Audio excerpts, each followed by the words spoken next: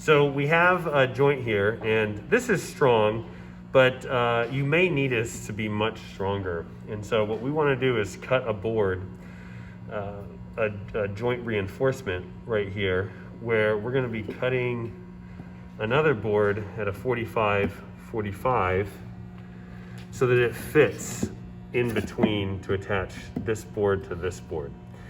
You may think that a board like this, that's this short, would work. It would, except that it's unsafe to cut this on the miter saw. So you don't want to just pick a board length like this. You need something that's closer to this or this, something like that. So we have our board set up, and when I'm going to cut an angle like this, I would never want to put my arm right here and pull the saw down. I always want to stand in front of the saw like this, have my other arm safely out of the way, holding onto the fence, away from the cut line, and I'm ready to go.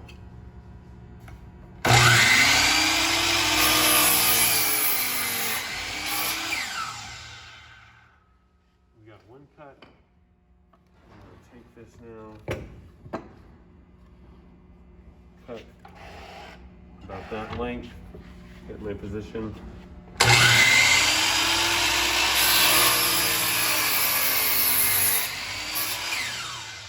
And now I've got a board with two 45s. So we have our piece of wood here with our two 45s. It's gonna fit in right there. I'm gonna pull it in just like that. And I'm not over tightening that, especially with a dowel joint, because I don't want to break that dowel joint right there. And we have a choice about where to pre-drill. And so we're on this length. We really, if we're drilling from this side, we want to go through as much material on the other side as possible. So we don't want to be pre-drilling up top right here, putting in a screw in that direction. It's really not going to have any grip when it gets to this reinforcement. So we want to do it closer to this edge right here. So that's what I'm going to do.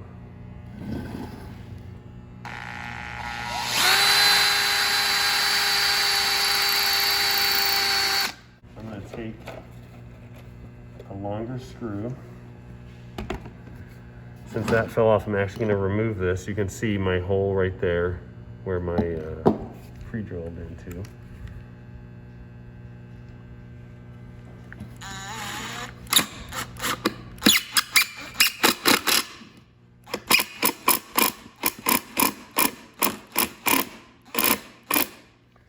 Screw's just starting to pop out right there. I'm going to take my corner reinforcement, line that up right there.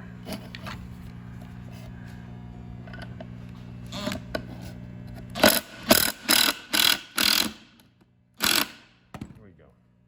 Perfect. So that's a good first screw going in there. Again, you can see how it aligns through a thick part of the material on the other side. I do want to get, just to make this stronger, it could also be your aesthetics. If I put in a screw this direction, that is going to be a stronger joint. So that's the way I'm going to do it.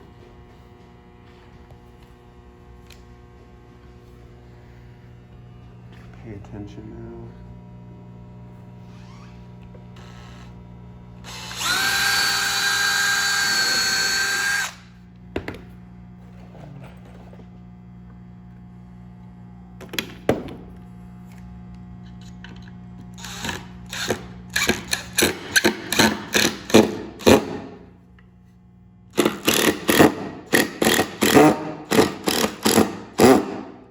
That was a used screw, and so the head was a little stripped there. But we do have a good solid attachment.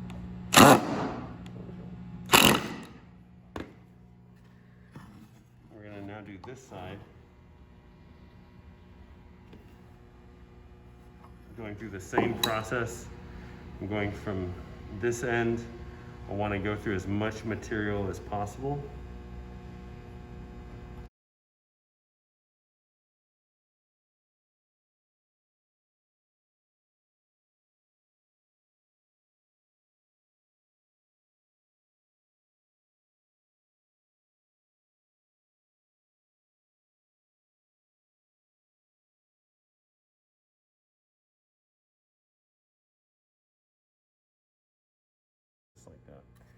And now that joint that was right here, this dowel joint, is much stronger, significantly stronger. And this can hold really a lot of weight. Probably hold a whole human up there. So the next reinforcement that we're gonna do is, instead of doing a bevel reinforcement like that, we're just gonna have a block and do a corner reinforcement right there into that. To do that, I'm gonna take one of my small clamps. Should go this way. I'm gonna clamp that in so that is held in tight. And again, I want to have screws going from both directions.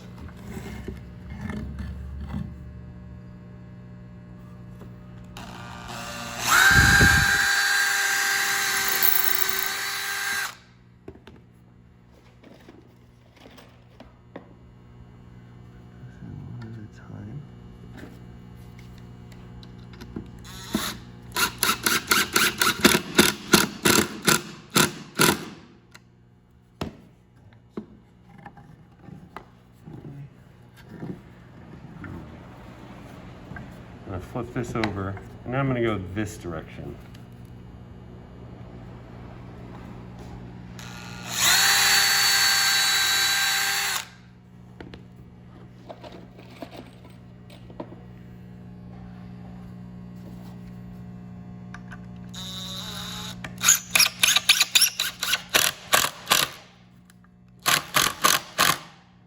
Pull that nice and tight. When that's in, we can remove this clamp. Now we're only attached to this piece of wood, these two pieces of wood, and so we need to attach this to this piece of wood.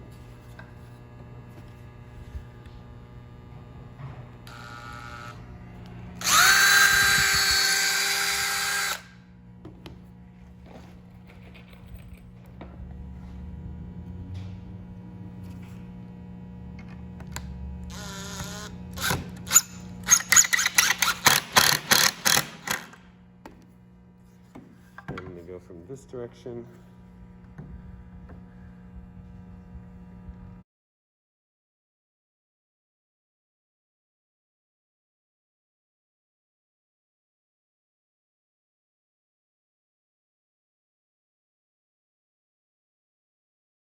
And so that corner reinforcement is a second method that you can use to reinforce a joint. That too now is quite strong right there. In addition to these two ways of reinforcing a joint, there are other methods. We could take even simple pieces of plywood, just like this, applying them to the exterior and putting them into both pieces of wood. That would also make this stronger. There are metal